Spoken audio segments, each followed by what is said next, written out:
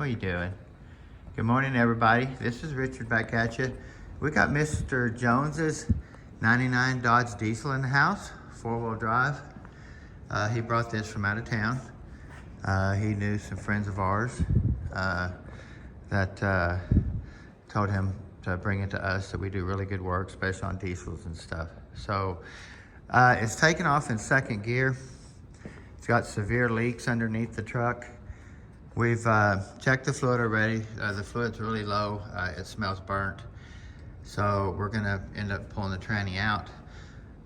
This truck, he says, has a issue pulsating lockup on or overdrive on about 45 miles an hour, which is a very common problem for the 99 models.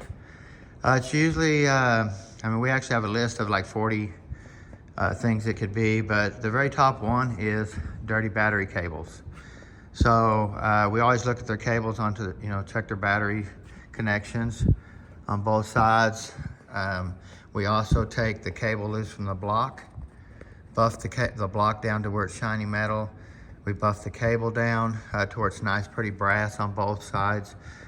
Put some grease on it, tighten it back down. And this is on both sides of the block because you physically have two batteries. You have a ground on this side of the block, you have a ground on this side of the block on the bottoms. So also the next one down on the list was alternator. An alternator can be charging on a Dodge diesel but cause an interference with the circuitry going to the overdrive solenoid and the lockup solenoid.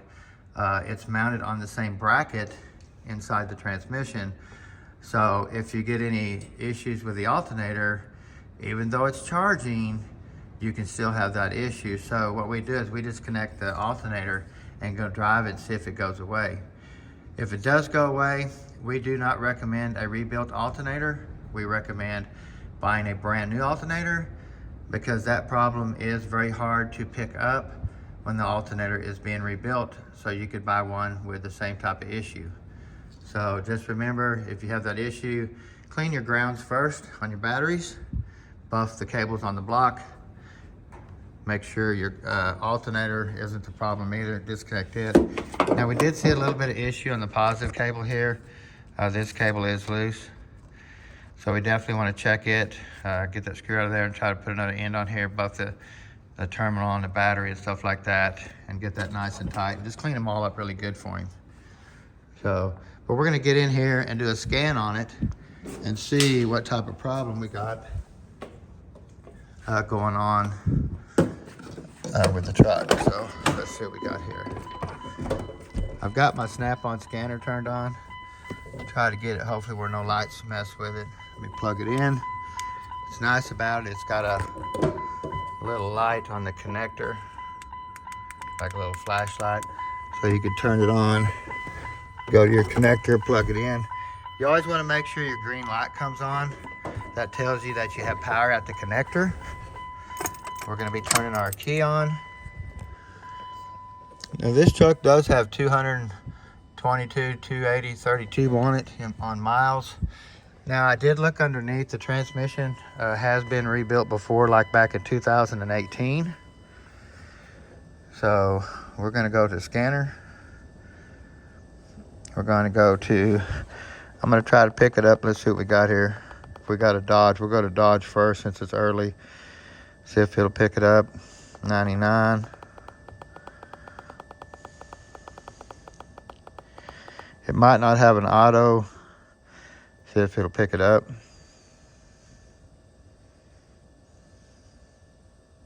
Key is on all the way. So it did pick it up. Vehicle information. There we go.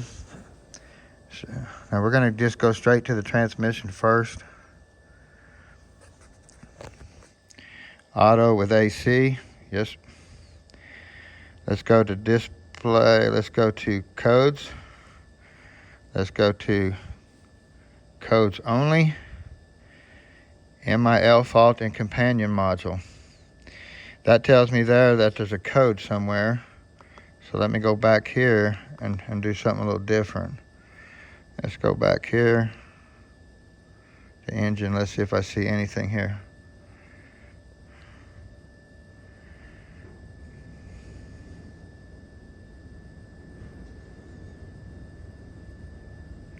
transfer pump circuit out of range. Okay, well, we don't have a tranny code or anything like that. It's just a fuel system code.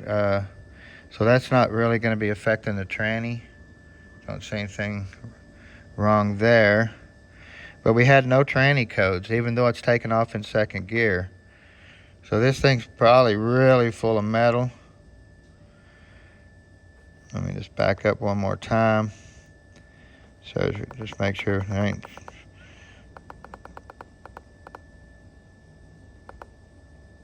Okay.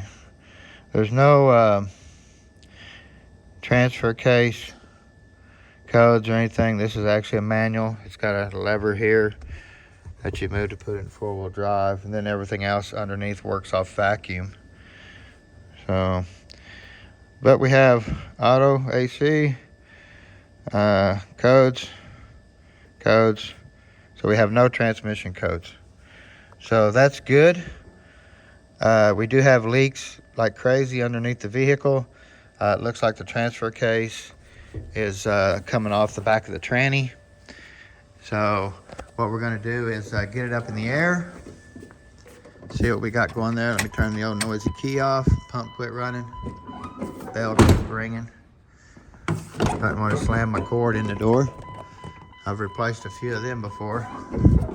But anyway, guys, we're going to get this truck up in the air and see what we got going underneath. Like I said, we got a bunch of leaks everywhere. We'll be showing in another video.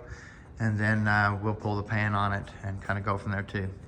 Well, guys, thank you for watching. Stay tuned. More to come.